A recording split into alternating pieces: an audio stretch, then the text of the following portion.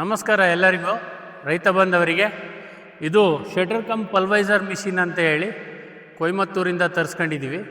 ಈ ಮಿಷಿನು ತೆಂಗಿನ ಮರದ ತ್ಯಾಜ್ಯ ವಸ್ತುಗಳು, ಸೋಗೆಗರಿ, ಎಡಮಟ್ಟೆ, ಕುರಂಬಳೆ, ಕುಂಚಿಗೆ, ಕಾಯಿ ಮಟ್ಟೆ, ಕೊಬ್ಬರಿ ಮಟ್ಟೆ, ಚಿಪ್ಪು, ಈ ಥರ ವೇಸ್ಟ್ ಐಟಮ್ಗಳನ್ನ ಭಾಳ ನೀಟಾಗಿ ಪುಡಿ ಮಾಡಿ 1 ಇಂಚು ತುಂಡಾಗಿ ಕಟ್ ಮಾಡುತ್ತೆ. ಇದನ್ನು 22 HP ಟ್ಯಾಕ್ಟ್ರಿಂದ ಹಿಡಿದು ಮೇಲೆ ಹೆಚ್ಚುವರಿ ಎಷ್ಟೇ HP ಟ್ಯಾಕ್ಟ್ರ್ ಆದ್ರೂ ಹಾಕ್ಕೊಂಡು ಬಳಸ್ಕೋಬೋದು. ಈ ಮಿಷಿನ್ನ ನಾವು ಈಗ 3 ದಿವಸದಿಂದ ತರಿಸ್ಕೊಂಡಿದ್ದೀವಿ. ಇದನ್ನು ಕಮರ್ಷಿಯಲ್ಲಾಗಿ ಯೂಸ್ ಮಾಡ್ತಾಯಿದ್ವಿ. ಬೇರೆ ರೈತ ಬಂದವರಿಗೆ ಬಾಡಿಗೆ ರೀತಿ ಆಗಲಿ, ಮತ್ತು ನಮ್ಮದೇ ಟ್ಯಾಕ್ಟ್ರ್ ಕಳಿಸಿ ಆಗಲೂ ಬಾಡಿಗೆ ಕೊಡ್ತೀವಿ, ಇಲ್ಲ ಅವ್ರದ್ದೇ ಟ್ಯಾಕ್ಟ್ರ್ ತಗೊಂಡೋದ್ರೂ ಬಾಡಿಗೆ ಕೊಡ್ತೀವಿ. ಕಮರ್ಷಿಯಲ್ಲಾಗಿ ಯೂಸ್ ಮಾಡ್ತಾಯಿದ್ದೀವಿ.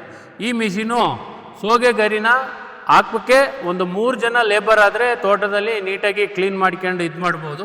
ಹಾಗೆ ನೋಡಿ, ಈ ಮಿಷಿನು ಈ ಥರ ನೀಟಾಗಿ ಪುಡಿ ಮಾಡಿ ಹಾಕುತ್ತೆ.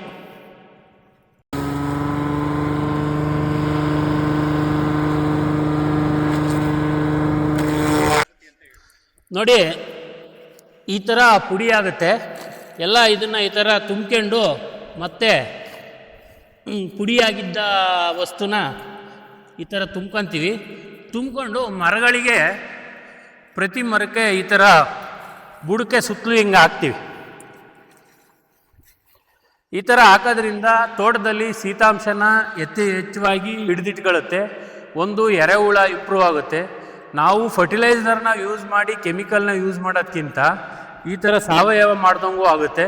ಜನಗಳಿಗೆ ಗೊಬ್ಬರ ಹಾಕೋಂಥ ಕಾಸ್ಟು ಕೂಡ ಕಡಿಮೆ ಆಗುತ್ತೆ. ನಮ್ಮ ತೋಟದಲ್ಲೇ ಸಿಗೋ ಅಂಥ ಗೊಬ್ಬರನ ನಾವೇ ಉಪಯೋಗಿಸ್ಕೊಳ್ಳೋದ್ರಿಂದ ಯಾವುದೇ ರೀತಿ ಎಕ್ಸ್ಪೆನ್ಸಿವ್ ಬರಲ್ಲ, ತುಂಬ ಅನುಕೂಲ ಆಗುತ್ತೆ. ಆಮೇಲೆ ನೀರಿನ ಅಂಶನ ಯಾವಾಗಲೂ ಇದು ಹಿಡಿದಿಟ್ಕೊಳ್ಳೋದ್ರಿಂದ ತೆಂಗಿನ ಮರ ಶೀತಾಂಶ ಜಾಸ್ತಿ ಇದ್ದಷ್ಟು ತುಂಬ ಹೀಲ್ಡಾಗಿ ಕಾಯಿ ಬರುತ್ತೆ. ಗೊನೆಗಳಲ್ಲಿ ನಂಬರ್ ಆಫ್ ಕಾಯಿಗಳು ಜಾಸ್ತಿ ಬರುತ್ತೆ.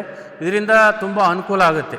ಈ ಮಿಷಿನ್ನ ನಾವು ತಗೊಂಡು ಬಂದಿದ್ದೀವಿ. ಯಾರೇ ಬೇಕಂದ್ರೂ ನಮ್ಮ ನಂಬರ್ನ ಸ್ಕ್ರೀನ್ ಮೇಲೆ ಹಾಕಿರ್ತೀವಿ, ಕಾಂಟ್ಯಾಕ್ಟ್ ಮಾಡಿ ಬಾಡಿಗೆ ಪರ್ಪಸ್ಗೆ ನಾವು ಕಳಿಸ್ಕೊಡ್ತೀವಿ.